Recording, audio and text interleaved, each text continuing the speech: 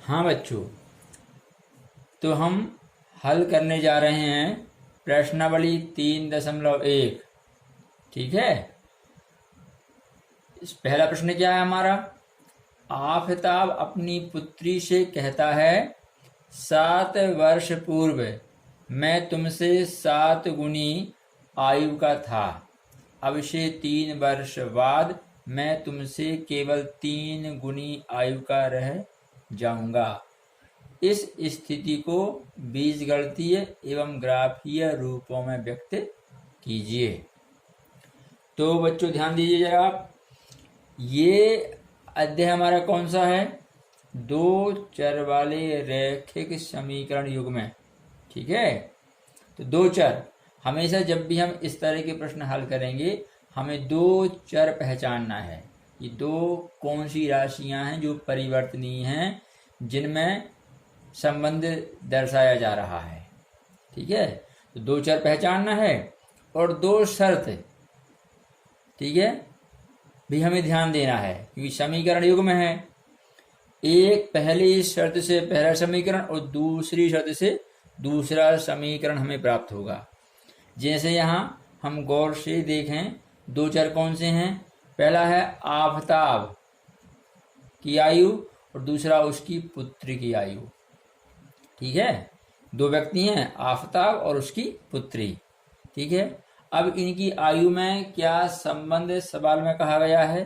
पहला संबंध है 7 वर्ष पूर्व। ठीक है। और एक संबंध कब का है? 3 वर्ष बाद। ठीक है। यही हमारी 2 शर्तें हैं। 7 वर्ष पूर्व के लिए जब हम हल करेंगे तो हमें एक समीकरण मिलेगा और 3 वर्ष बाद के लिए हल करेंगे तो दूसरा समीकरण मिलेगा। ठीक है। तो हम यहाँ लेके चलते हैं कि माना वर्तमान में। ठीक है। वर्तमान में, ठीक है, आफताब की आयु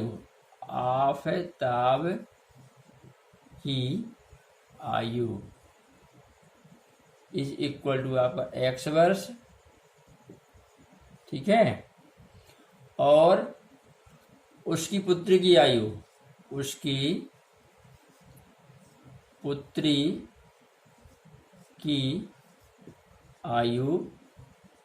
इज इक्वल टू y वर्ष। ठीक है। तो जरा ध्यान दीजिए, ये हमने वर्तमान में आयु मान ली, लेकिन हमारे प्रश्न में वर्तमान में इनके बीच कोई संबंध नहीं है। एक संबंध है 7 वर्ष पूर्व का और एक 3 वर्ष बाद का। तो हम इन दोनों की आयु को 7 वर्ष पूर्व ले जाएं।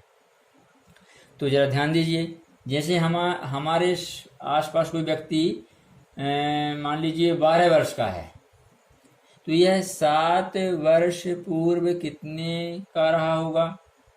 ठीक है। आज 12 वर्ष का है, हमसे 7 वर्ष पूर्व का कह रहा है, तो ये जो आज की आयु 12 है, इसमें से यदि हम 7 को अलग करें तो कितना आएगा आपका? ये 5 वर्ष। ठीक है। तो यदि हमें, जैसे हमने हल किया, ये पूर्व की आयु बताना थी 7 वर्ष पूर्व की, तो जितने वर्ष पूर्व कहा उतने वर्ष को हमने आज की आयु से घटा दिया। ठीक है। तो हमें 5 वर्ष मिल गया। यही हम यहाँ पे लेके चलेंगे कि दोनों को हम कहाँ ले जाएंगे? 7 वर्ष पूर्व। ये वर्तमान का है, तो तब 7 वर्ष पूर्व, ठीक है, आफताब की आयु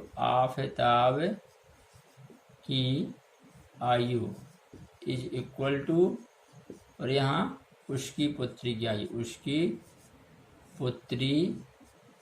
की आयु इज इक्वल टू। ठीक है। आज इनकी आयु क्या है? आफताब की x है, पुत्री की क्या है? y है। दोनों को हम 7 वर्ष पूर्व ले जा रहे हैं, तो पूर्व के लिए क्या करना? दोनों में ये माइनस कर दीजिए 7। ठीक है। ये आपका वर्ष, ये 7 वर्ष पूर्व की आयु आ गई। अब 7 वर्ष पूर्व के संबंध था, मैं तुमसे 7 गुनी आयु का था। ये जो इसमें मैं शब्द आ रहा है किसके लिए है? ये आफताब ने अपनी पुत्री से कहा है। तो मैं माने आफताब की आयु, तुमसे माने किससे? उसकी पुत्री से। कितना गुना? 7 गुना। ठीक है, तो ये आफताब जो है उसकी पुत्री से 7 गुना है। तो हम यहाँ लेके चलते हैं प्रश्न अनुसार। ठीक है, प्रश्न अनुसार क्या हो जाएगा? आफताब की आयु क्या है आपकी? x-7। ठीक है, उसकी पुत्री की आयु क्या है? y-7। तो आफताब ने कहा था कि मेरी आयु तुमसे अर्थात पुत्री की आयु से कितना गुना? 7 गुना। ठीक है, तो इसमें हम 7 से गुणा करेंगे। ठीक है, ये आफताब उसकी पुत्री की आयु से 7 गुना बड़ा है। ठीक है, इसको हल करिए। तो हल करने में क्या होगा आपको यहाँ? देखिए x-7 इज इक्वल टू, अंदर गुणा कीजिए, यहाँ होगा 7 और 7 गुणा 7 आपको होगा 49। 7 है तो यहाँ 49 आपको ये प्लस माइनस क्या होगा आपका माइनस। ठीक है, अब आप समीकरण व्यवस्थित कर लीजिए। चर जो हैं आपके, आप दाईं ओर शून्य ले आइए। ठीक है, सभी पद बाईं ओर लाइए। तो x-7, ये 7y यहाँ आएगा तो होगा -7, और ये -49 जब यहाँ आएगा तो होगा +49। ठीक है, इज इक्वल टू 0। ठीक है, हल करिए आगे। x-7y, चर वाली पद हम पहले कर लेते हैं। अचर पद ये -7 और ये 49 है, हल करिए। -7 प्लस 49 ये बड़ा है, इसमें से घट जाएगा तो बचेगा आपका 42, और ये चिन्ह बढ़ेगा आ जाएगा इक्वल टू 0। ठीक है, तो हमारा समीकरण 1 हो जाएगा। इस प्रकार से हमने यहाँ तक यह पहला समीकरण प्राप्त कर लिया है। ठीक है, अब दूसरा संबंध कब का है? 3 वर्ष बाद। ठीक है, तो अब हम इन दोनों की आयु को 3 वर्ष बाद ले जाते हैं। ठीक है, तो किस प्रकार से आएगा आपका? हल करते हैं हम यहाँ पे। 3 वर्ष बाद, 3 वर्ष बाद। ठीक है, तो पहले के लिए आपने क्या किया था? घटाया था। ठीक है, तो बाद के लिए क्या करेंगे? अपन जोड़ेंगे। जैसे अभी कोई व्यक्ति 12 वर्ष का है तो 3 वर्ष पश्चात कितने का हो जाएगा? 15 का। कैसे आया? आज की आयु में हमने क्या कर दिया? ये 3 जोड़ दिया, जितने वर्ष बाद कहा था 15 वर्ष का हो जाएगा ये। ठीक है, वही हमको यहाँ करना है। आज उनकी आयु, वर्तमान में आयु क्या है उनकी? x और y। अब इसको 3 वर्ष बाद पहुंचाने के लिए, ठीक है, हम आज की इस आयु में 3 जोड़ेंगे। 3 वर्ष बाद आफताब की आयु, ठीक है, और यहाँ आएगा उसकी पुत्री की आयु, उसकी पुत्री की आयु। तो आज इनकी आयु क्या है? आफताब की आयु x है और पुत्री की y है। हम हल क्या कर रहे हैं? 3 वर्ष बाद। बाद के लिए क्या करना है? प्लस करना है यहाँ, तो +3 +3। ठीक है, ये दोनों 3 वर्ष बाद पहुंच जाएंगे।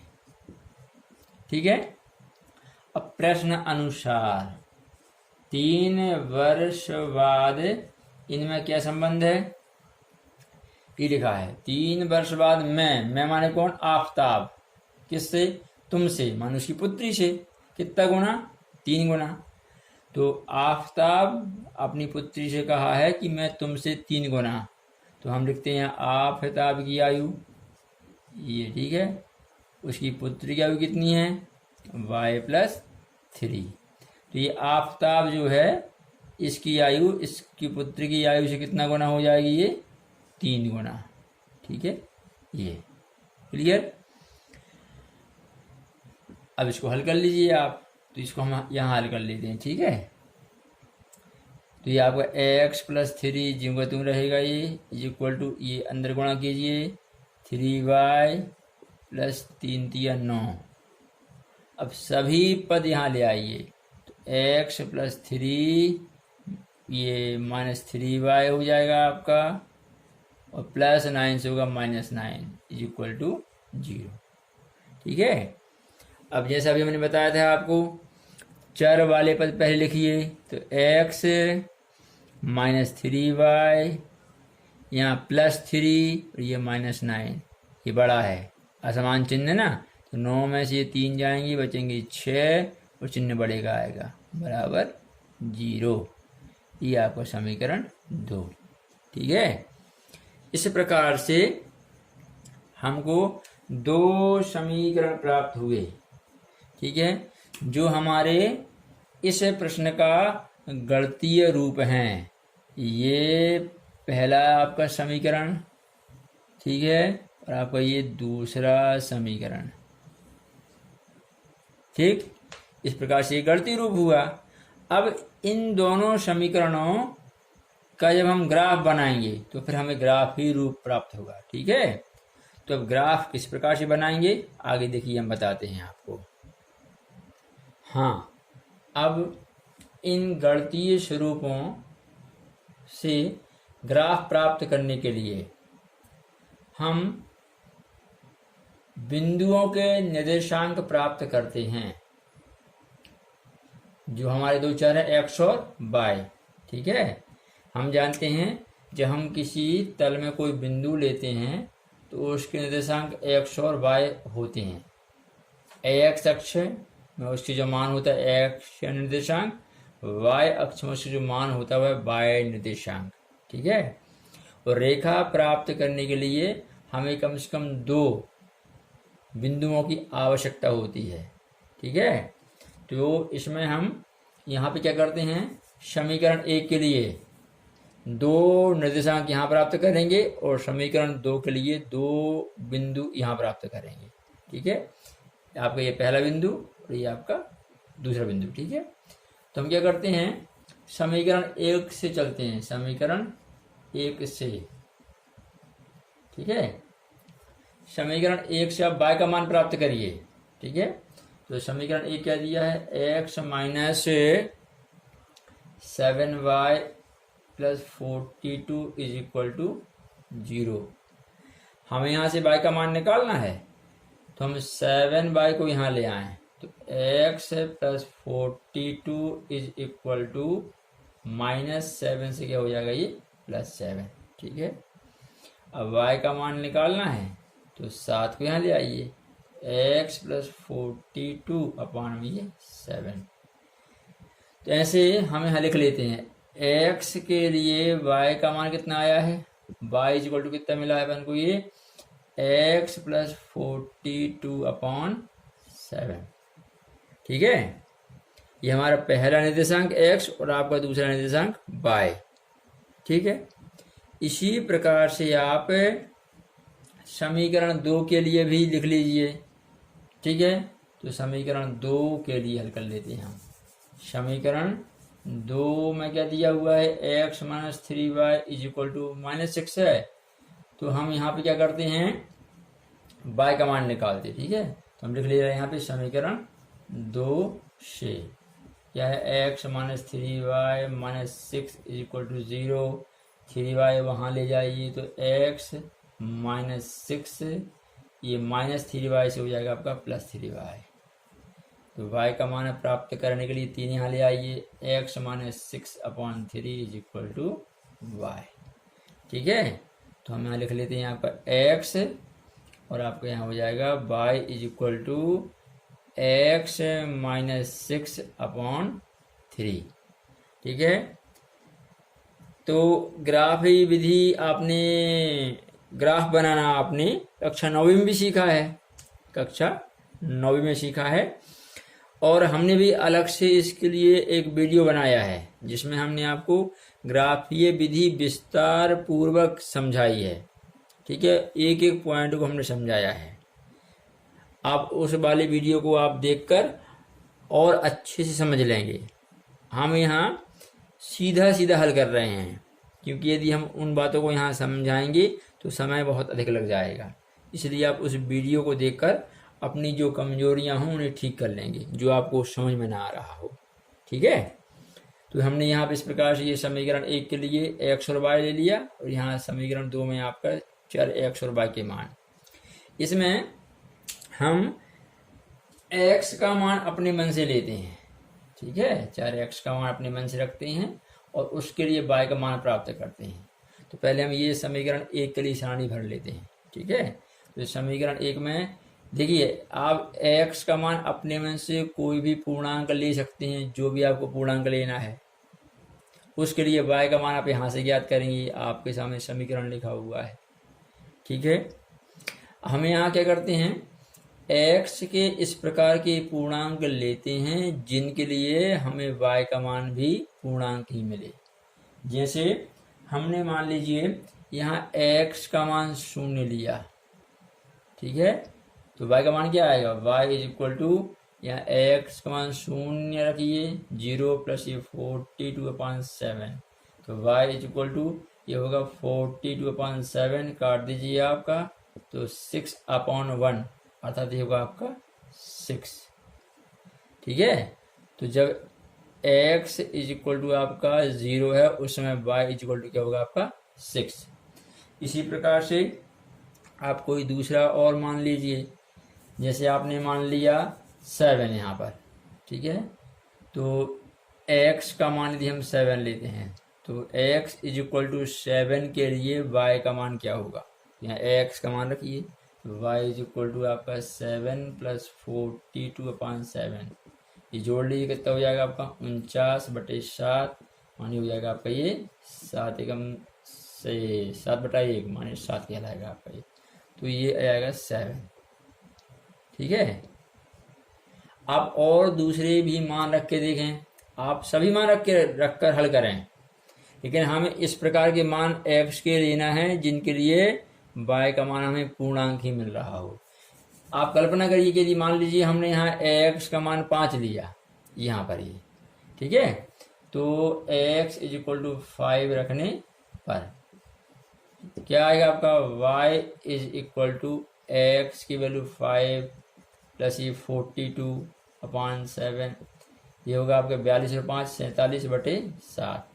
अब ये हल नहीं होगा। ठीक है, ये पूर्णांक मान नहीं है, तो इस तरह के मान हम नहीं लेंगे, क्योंकि y का ये मान जो है मिला है, इस तरह के मान को ग्राफ में बिंदु के रूप में देखना दिक्कत देगा हमको। ठीक है, परेशानी पैदा करेगा, आसान नहीं होगा इसको देखना। तो आप ऐसे मानों को लें x के जिनके लिए y का मान पूर्णांक मिले। ठीक है, आप बहुत सारे मान रखकर देखते जाएं, हल करते जाएं, जहां पूर्णांक मान मिल जाए वहां रुक जाएं।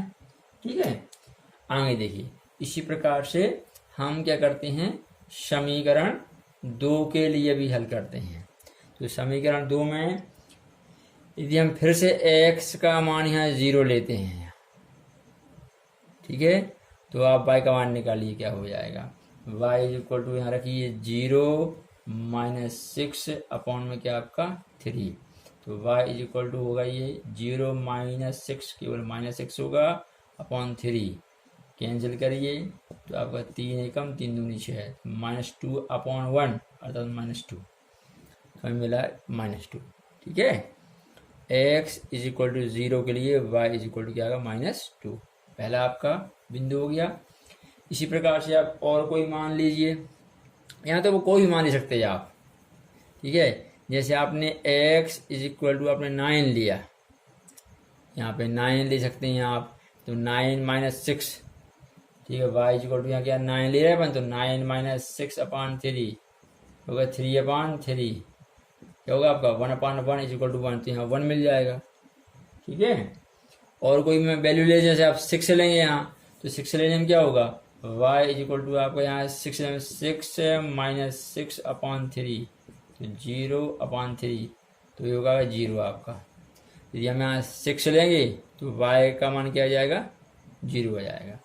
ठीक है, तो ये इस प्रकार से क्या है, यहाँ हम स्वतंत्र होते हैं, x का मान हम अपने मन से लेते हैं, उसके लिए y का मान इन समीकरण से प्राप्त करते हैं।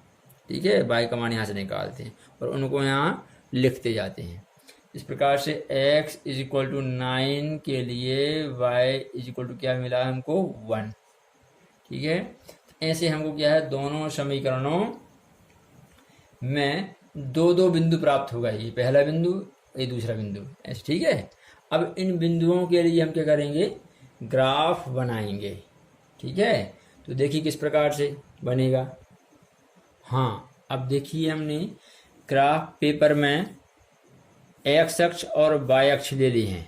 ठीक है, और अब इस ग्राफ पेपर पर हम इन बिंदुओं को देखेंगे। तो जैसे हमारा पहले समीकरण के लिए पहला बिंदु क्या है, ये 0 और 6, 0 6। तो x बराबर 0 कहाँ पर होता है, हम जानते हैं इस y अक्ष के प्रत्येक बिंदु पर, y अक्ष पर हम कहीं भी रहें, हमेशा x इज इक्वल टू 0 होता है। ठीक है, अब इसके लिए y का मान कितना दिया है, 6। तो हम यहाँ से चलते हैं, 1 2 3 4 5 6, ये है आपका पहला बिंदु। ठीक है, जिसके निर्देशांक क्या हो जाएंगे, 0 और 6। ठीक है, इस प्रकार से। दूसरा बिंदु क्या है, x इज इक्वल टू 7 और y इज इक्वल टू 7। तो आप पहले हम x इज इक्वल टू 7 पर जाएं, ये 1 2 3 4 5 6 7। ठीक है, ये आ गए। अब y का मान भी 7 है, +7, तो y प्लस में कहाँ होता है, ऊपर की ओर, यहीं से गिनिए आप, 1 2 3 4 5 6 और 7, ये आपका ये बिंदु हो जाएगा। ठीक है, इस प्रकार से इस बिंदु के निर्देशांक हो जाएंगे आपके 7 7, और इस बिंदु के निर्देशांक हो जाएंगे 0 और 6। x 0 है और y 6 है। ठीक है, ये पहला आपका। अब इन बिंदुओं को आप मिलाते हुए लाइन ड्रॉ कीजिए। ठीक है, बनाइए जरा लाइन। तो इस प्रकार से हम देखते हैं।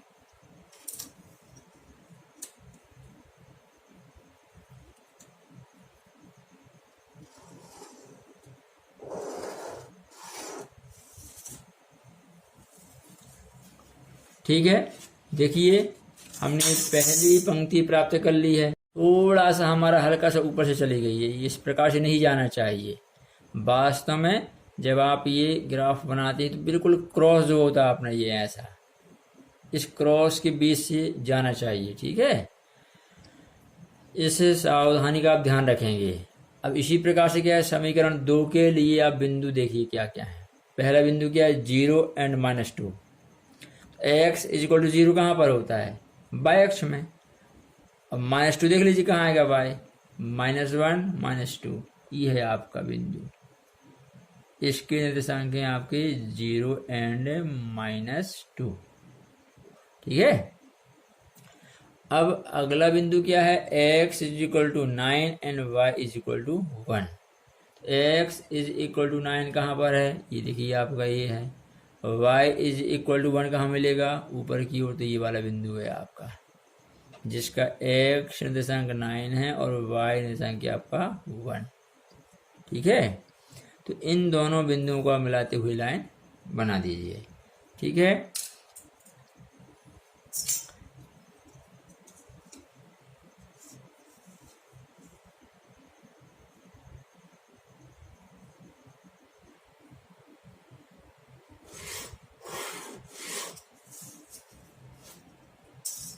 इस प्रकार से हमें दोनों समीकरणों के संगत रेखाएं प्राप्त हुई। पहला समीकरण हमारा क्या था, x minus 7y plus 42 is equal to 0, और दूसरा समीकरण क्या था अपना, x minus 3y minus 6 is equal to 0। ठीक है, तो ये हमारे इस प्रश्न का ग्राफीय स्वरूप हो जाएगा। ठीक है, तो इस प्रकार से हमने पहले प्रश्न को ध्यान से पढ़ा और उसका पहले गणितीय स्वरूप प्राप्त किया और गणितीय स्वरूप से ये निर्देशांक निकाल कर फिर उसका आलेखीय अर्थात ग्राफीय रूप प्राप्त किया। ठीक है, हाँ बच्चों, हमारे लिए प्रश्न तो क्या है, क्रिकेट टीम के एक कोच ने 3900 रुपये में 3 बल्ले तथा 6 गेंदें खरीदी।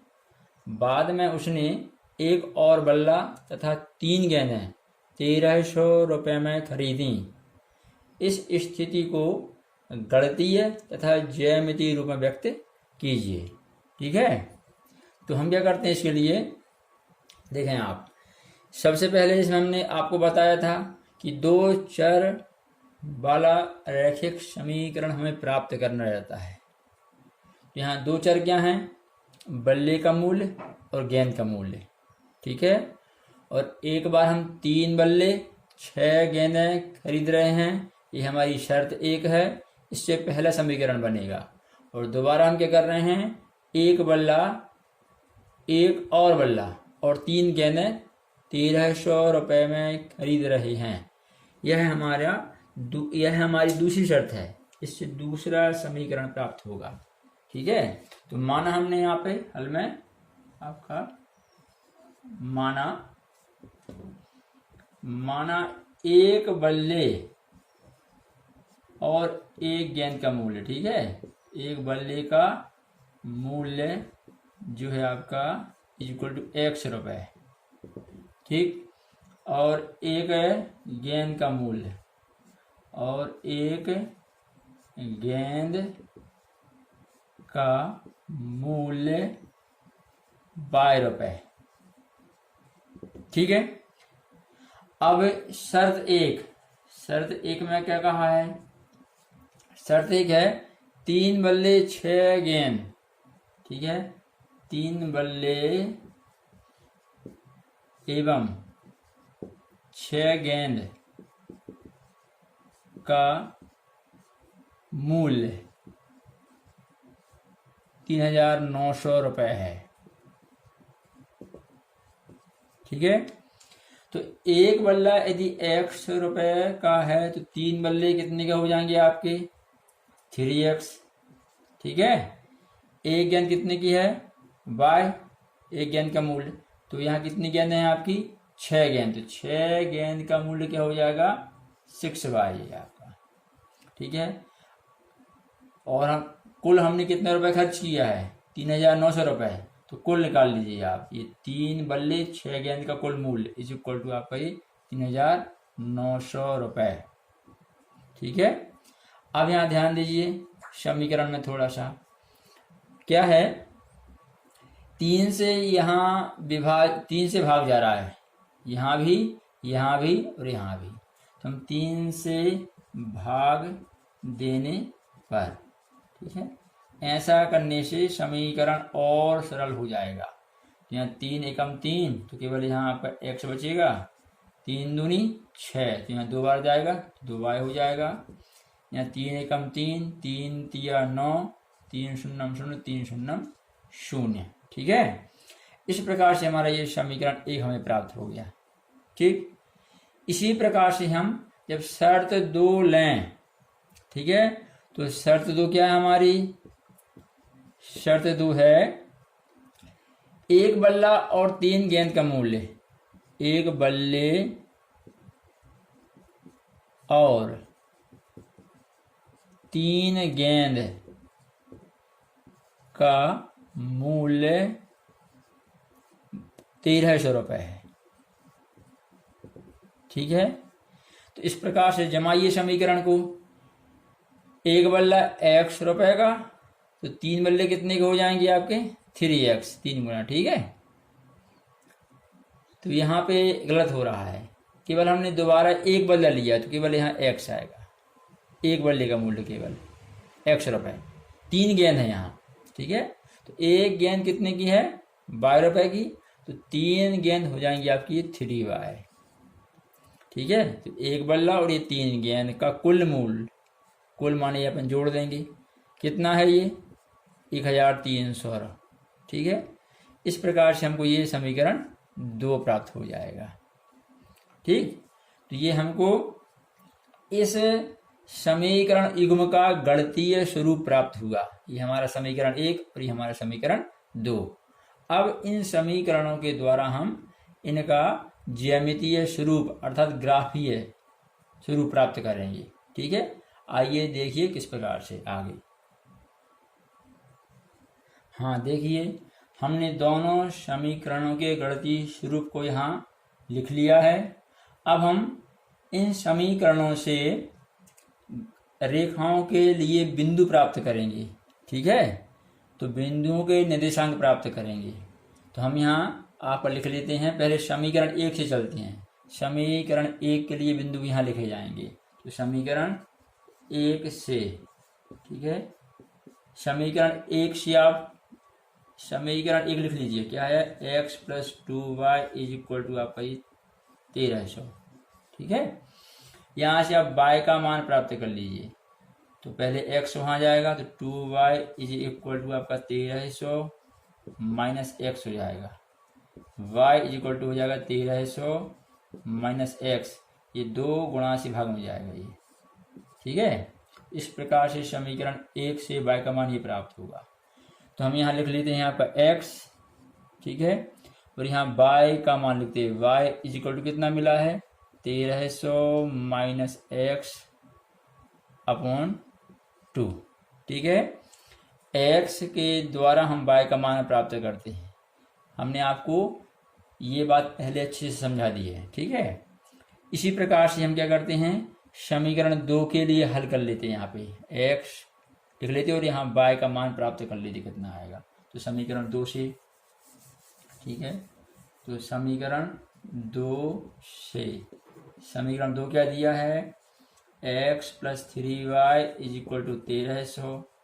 यहाँ से y का मान निकालना है, तो x ले जाइए, 3y = ये 1300 - x हो जाएगा, y = 1300 - x / 3, ठीक है।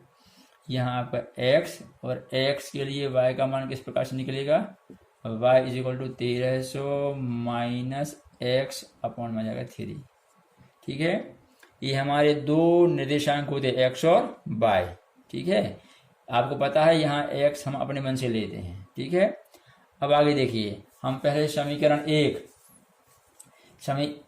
के लिए x के मान के संगत y के मान प्राप्त करते हैं, ठीक है। तो आप यहाँ x का अपने मन से कोई भी मान लीजिए, जिसको रखकर हल करने से y का मान पूर्णांक आए। तो हम यहाँ x = हम लेते हैं आपका, यहाँ पर हम ले रहे हैं 300, तो x = 300 रखने पर यहाँ, ठीक है। तो हम ये लिख दिए 300, आपका y का मान निकालिए, क्या हो जाएगा, y = 1300, ये माइनस आपका 300/2, 1300 में से 300 गए, बचेगा 1000/2, काट दीजिए, ये आपको यह 500, ठीक है, 500।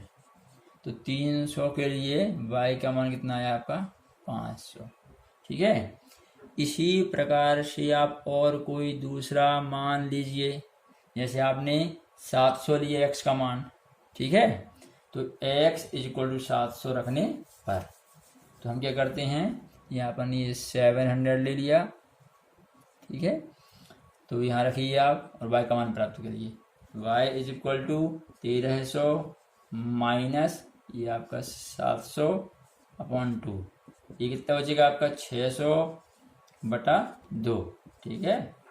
तो y = 600/2 कितना क्या लाएगा आपका 300, 300/1 माने केवल 300। जब x का मान 700 है तो उसके संगत y का मान क्या होगा आपका, ये 300, ठीक है। इस प्रकार से हम ये समीकरण 1 के लिए पहला एक बिंदु आपका ये है और दूसरा बिंदु आपका ये है, ठीक है, ये बिंदुओं के निर्देशांक कहलाएंगे। ठीक, अब इसी प्रकार से समीकरण 2 के लिए हल कर लीजिए। समीकरण 2 में भी देखिए जरा आप, ठीक है, यहाँ बटे में 3 दिया हुआ है। इस प्रकार से मान रखेंगे आप कि 3 से पूरा पूरा भाग जाए। ठीक है, जैसे मान लीजिए हमने 400 लिया एक्स का मान, तो यहाँ x इक्वल टू हम 400 रखते हैं। ठीक है, ये 400 रखकर हल करें, y का मान प्राप्त करें, तो y इज इक्वल टू यहाँ 1300 माइनस 400 हो जाएगा आपका, अपॉन में दिया है 300, तो y इज इक्वल टू 1300 में से 400 का कितने बचेगा आपका 900 बटा 3, काट दीजिए, ये हो जाएगा आपको 300 बटा 1 माने केवल 300। तो जब यहाँ पर आपका x का मान 400 है तो इस समीकरण के अनुसार y का मान कितना आ जाएगा 300। इसी प्रकार से आप दूसरा मान लीजिए और, ठीक है, तो जैसे हमने यहाँ पे मान लिया कि आपका 700 लें फिर से यहाँ पर, ठीक है, x इज इक्वल टू 700, ये 700 हम लिख लेते हैं यहाँ पे आपका। ठीक है, तो 700 रख के हल करिए यहाँ पर x का मान, तो y इज इक्वल टू क्या होगा 1300 माइनस ये आपने यहाँ 700 लिया, अपॉन में क्या आ जाएगा आपको 3, 1300 माइनस 700 कहलाएगा 600 अपॉन 3। ठीक है, अब आगे क्या होगा 3 से काटिए आप, कितना होगा आपका ये 200 बटा 1 यानी केवल 200 कहलाएगा। ठीक है, इस प्रकार से हमने समीकरण 1 और समीकरण 2 के लिए निर्देशांक प्राप्त कर लिए।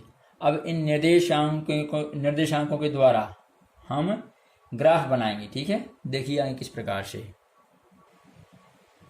हाँ बच्चों, देखिए हमने यहाँ ग्राफ पेपर ले लिया है, इसमें दो परस्पर लंबवत अक्ष दिख रही हैं, हमारी ये एक्स अक्ष है और ये हमारी वाई अक्ष हो जाएगी। ठीक है, जरा निर्देशांकों पर गौर से विचार करिए, यहाँ कोई भी निर्देशांक जो है नेगेटिव नहीं है, सभी कैसे हैं पॉजिटिव हैं, एक्स हो चाहे वाई हो।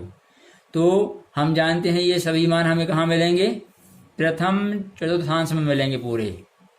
इसलिए हमने क्या किया है, ये पहले खंड को बड़ा बनाया है, बीचों बीच हमने अक्ष नहीं खींची, थोड़ा को साइड से लिया है, पूरे मान हमको ही मिल जाएंगे। ठीक है, तो हम देखते हैं आपका मूल बिंदु ये हो जाएगा 0 0, इसके निर्देशांक रहेंगे। यहाँ हम एक बड़े खाने को क्या मान के चलेंगे 100, तो आपको ये 100 200 300 400 500 600 700 800 900 इस प्रकार से। ठीक है, यहाँ आपका आएगा माइनस में ये, इसी प्रकार से बाय प्लस में जाएगा ऊपर 100 200 300 400 500 600 ये 700, और नीचे आएगा आपका माइनस में इस प्रकार से।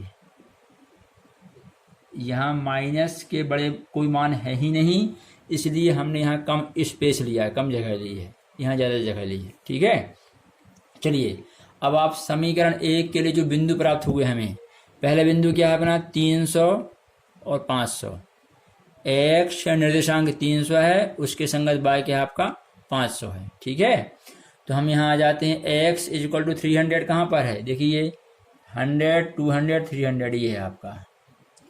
अब इसी से आप धनात्मक दिशा में ऊपर की ओर कितना है 500, तो 5 बार गिन लीजिए, ये 100 200 300 400 और ये 500, ये आपका बिंदु हो जाएगा।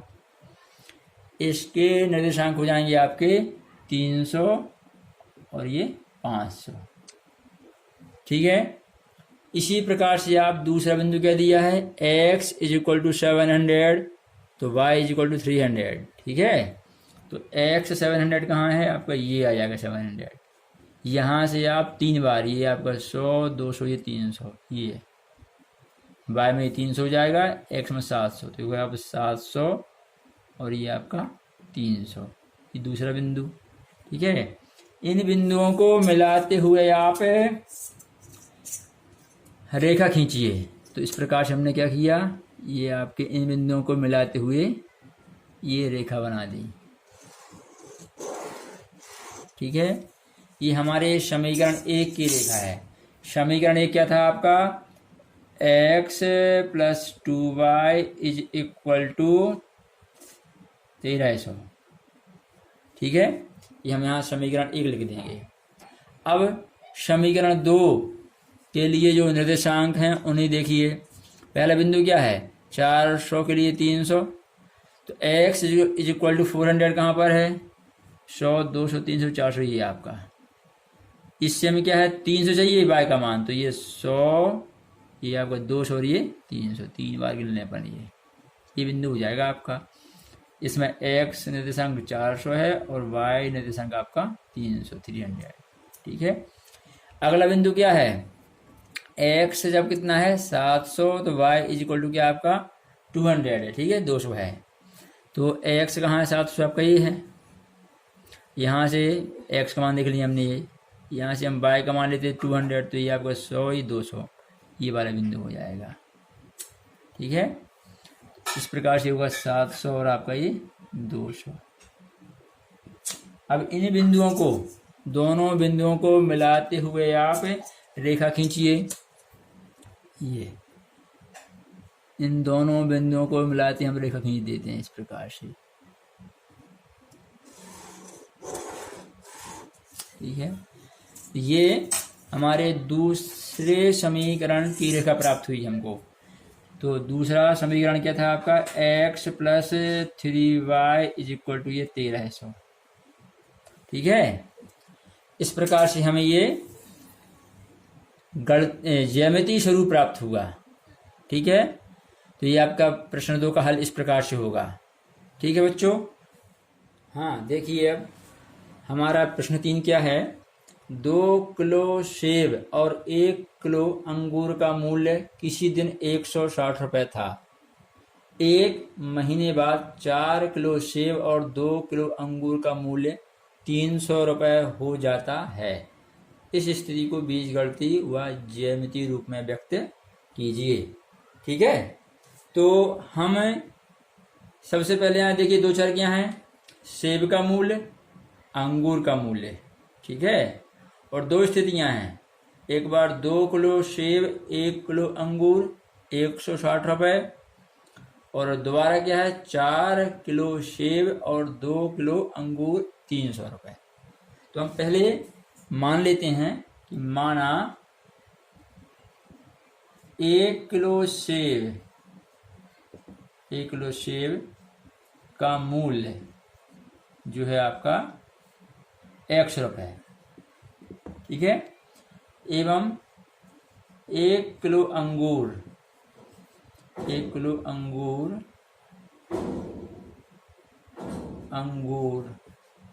का मूल्य 22 रुपए।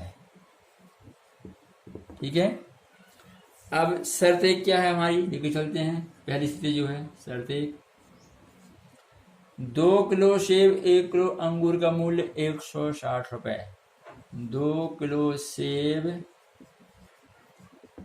1 किलो अंगूर का मूल्य बराबर 160 रुपए। ठीक है, या का मूल्य 160 रुपए है। ठीक है, तो जमाइए जरा इसको। 1 किलो सेब कितने में आ रहा है, 100 रुपए में, तो 2 किलो कितना हो जाएगा आपका 2x रुपए हो जाएगा आपका, ये दोगुना हो जाएगा। ठीक है, और 1 किलो अंगूर का मूल्य तो हमने क्या माना है y, तो 1 किलो अंगूर का हो जाएगा y। इस प्रकार से जब 2 किलो और सेब 1 किलो अंगूर का कुल मूल्य, कुल कितना खर्च हुआ है 160 रुपए, तो कुल ये आपका 160 रुपए आ जाएगा, इज इक्वल टू, ये समीकरण आपका 1। इसी प्रकार से आपकी शर्त 2 लगी चले हैं। तो शर्त 2 में क्या प्राप्त होगा, 4 किलो सेब और 2 किलो अंगूर का मूल्य 300 रुपए है, 300 रुपए है। ठीक है, तो हम जान रहे हैं 1 किलो सेब 100 रुपए का, तो 4 किलो कितना हो जाएगा, ये 4x 4x। ठीक है, और 1 किलो अंगूर 22 रुपए का, तो यहाँ कितना अंगूर है अपना 2 किलो, तो 2 बाय हो जाएगा, दोगुना उसका। तो ये 2 किलो अंगूर का 2 बाय, कुल कितना रुपये खर्च हुआ हमारा, कुल ये आपका योग, ठीक है, 300 रुपये। ठीक है, अब जरा गौर से देखिए, इस समीकरण में यहाँ 4 है, यहाँ 2 है, यहाँ 0 दिया हुआ है, 2 से विभाजित हो रहा है पूरे में। ठीक है, तो हम लिखते हैं 2 से भाग देने पर, 2 से भाग करने पर। ठीक है, इससे हमारा समीकरण और हल्का हो जाएगा। तो यहाँ 4 से 2 बार भाग जाएगा, 2 से 4 बार भाग जाएगा, 2 दूनी 4, तो जगह आपके यहाँ क्या 2x हो जाएगा ये, प्लस यहाँ 2 से भाग 1 बार जाएगा, तो यहाँ केवल y बचेगा आपका, और इसमें आप 2 से भाग देंगे तो ये आधा हो जाएगा, कितना बचेगा आपका ये 150, ये समीकरण 2। ठीक है, तो ये हमारा समीकरण 1 और ये हमारा समीकरण 2, अर्थात इस समीकरण युग्म का हमें क्या मिलेगा, ये गणितीय स्वरूप। ठीक है, अब आगे इन समीकरणों से हम ग्राफ प्राप्त करते हैं, अर्थात ज्यामितीय स्वरूप प्राप्त करते हैं। हाँ, अब देखिए हम आगे ग्राफ बनाते हैं इनका। तो ये आपको समीकरण युग्म, ठीक है, ये आपको पहला समीकरण, ये दूसरा समीकरण। तो हम यहाँ निर्देशांक प्राप्त करते हैं समीकरण 1 से चलते पहले, तो समीकरण 1 से, ठीक है, क्या दिया है 2x plus y is equal to 160। यहाँ से आप y का मान प्राप्त कीजिए, y इज इक्वल टू 160, ये हो जाएगा माइनस में 2x आपका। ठीक है, तो यहाँ अपन लिख लेते हैं x, और इसके लिए y का मान किस प्रकार से मिलेगा, y is equal to 160 minus 2x। ठीक है, ये आपका। इसी प्रकार से समीकरण 2 के लिए ले लीजिए आप, समीकरण 2 से तो क्या है 2x plus y is equal to 150, तो y का मान क्या हो जाएगा, ये वहां जाके 150 माइनस ये 2x हो जाएगा। ठीक है, तो ये आपका x, इस x के संगत y के मान कैसे मिलेंगे, ये समीकरण के अनुसार 150 माइनस 2x। ठीक है, ये आप इस प्रकार से क्लियर है। अब हम क्या करते हैं, पुनः अपने मन से x के मान रखते हैं और उनके संगत y के मान प्राप्त करते हैं। ठीक है, तो देखिए सबसे पहले यहाँ पे x निर्देशांक मन से लेना है, y का मान इस समीकरण में रखते हुए प्राप्त करना है। जैसे हमने x का मान 50 लिया, यहाँ 50 लिया, ठीक है, तो x इज इक्वल टू 50 रखने पर रखो जरा क्या होगा, y इज इक्वल टू ये 160 माइनस 2 इंटू कितना है आपका 50 है, ये y is equal to 160 minus ये हो जाएगा 100। ठीक है, तो y इज इक्वल टू बचेगा कितना आपका ये 60। जब ये x की वैल्यू 50 है, उस समय y की वैल्यू कितनी मिलेगी हमको, ये 60। ठीक है, इसी प्रकार से आप दूसरा और कोई मान लीजिए, जैसे आपने दूसरा मान लिया 30। ठीक है, तो यहाँ x इक्वल टू 30 रखने पर रख के सॉल्व कीजिए। ठीक है, ये हम लोग 30 ले रहे हैं। ठीक है, तो हो जाएगा y is equal to 160 minus 2 into 30। ठीक है, तो आपका y इज इक्वल टू हो जाएगा 160 माइनस ये 60, तो y इज इक्वल टू आपका 100, यहाँ 100 हो जाएगा आपका। ठीक है, इस प्रकार से हमें ये समीकरण 1 के लिए बिंदु प्राप्त हुआ है, बिंदुओं का निर्देशांक। ठीक है, अब इसी प्रकार से आप क्या करेंगे, समीकरण 2 की टेबल पूरी कर लीजिए। तो यहाँ 150 दिया हुआ है, जैसे हम x का मान लेते हैं यहाँ पे कितना 40 लेते हैं। ठीक है, x इज इक्वल टू 40, तो यहाँ 40 लेते हैं अपन ये। अब रख के हल कीजिए, y is equal to 150 minus 2 into x की वैल्यू हम 40 ले रहे हैं, तो ये 150 माइनस 40 दूनी 80 आपकी। ठीक, कितना बचेगा आपका 70। ठीक है, 70 बचेगा, तो ये हो जाएगा 70। इसी प्रकार से आप और दूसरा मान ले लीजिए एक और, जैसे आप लेते हैं हमारी 60 लेते हैं आप यहाँ, 60 लिया हमने, तो y इज इक्वल टू क्या मिलेगा 150 माइनस 2 इंटू 60, तो y is equal to 150 minus 60 into 2 120 हो जाएगा। y is equal to 150 minus 120 कितना होगा आपका ये 30, ठीक है, तो ये आपको 30 हो जाएगा। इस प्रकार से हमने ये दोनों टेबल पूरी कर ली, ठीक है। अब इन बिंदुओं को हम ग्राफ में प्राप्त करेंगे और रेखाएं प्राप्त कर लेंगे, ठीक है। हमें देखिए, हाँ चलिए अब ग्राफ बनाते हैं। हमने इस प्रकार से ये परस्पर लंबवत अक्ष ले ली हैं, ठीक है। एक्स अक्ष में आपका सेब का मूल्य और वाई अक्ष में अंगूर का मूल्य, ठीक है। अब समीकरण 1 के लिए बिंदु प्राप्त कीजिए। सबसे पहले पहला बिंदु क्या है 50 60, एक्स की वैल्यू 50 है और वाई की वैल्यू 60 है, तो x इज इक्वल टू 50 कहाँ मिलेगा, ये देखिए ये आएगा आपका, ठीक है। हमने यहाँ पैमाना क्या लिया है, एक बड़े खंड को 10 माना, 10 20 30, ठीक है। ये पैमाना हम क्या है अपने हिसाब से इस प्रकार से लेते हैं जिससे हमारे मान जो दिए हैं ये हमें आसानी से ग्राफ पेपर में आ सकें, ठीक है। ये हमारे ऊपर निर्भर करता है। इसके पहले वाले प्रश्न में हमने यहाँ क्या माना था 100 200 300 माना था, एक बड़े खंड को 100 माना था, ठीक है। इस बार हमने क्या है एक बड़े खंड को 10 माना है, 10 20 30, ठीक है। और जब बहुत छोटे मान होते हैं, केवल ये एक अंक के होते हैं 5 7 10, तो इस प्रकार से फिर हम क्या करते हैं एक खंड को केवल 1 2 3 इस प्रकार से मानते हैं, ठीक है। तो चलिए पहला बिंदु क्या है x इज इक्वल टू 50 पे पहले पहुंचिए आप, तो x इज इक्वल टू 50 ये है।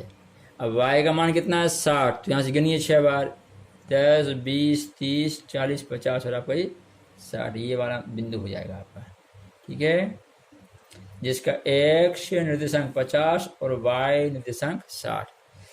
अगला बिंदु क्या है x जब 30 है तो y कितना है आपका 100, तो x इज इक्वल टू 30 कहाँ पर है, ये है आपका।